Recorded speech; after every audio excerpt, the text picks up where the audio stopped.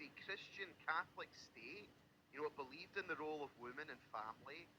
You know, and it's like the way in which, like, look what they did with abortion as well now. I mean, it's horrific now. It's gone from having traditional values to this. It's terrible.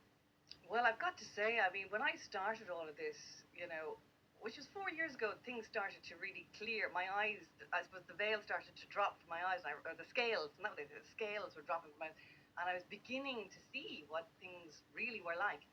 And I suppose the mainstream media has kind of done a number on me when it came to the abortion referendum, in that I thought the pro-lifers were a bunch of loonies. I was like, because I read the Irish Times thinking how smart I was.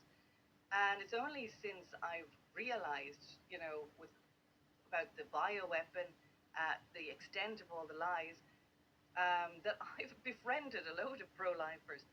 And I know life is complicated. I'm not judging anybody. I'm not going to be that person. And I know life is very, very complicated at times.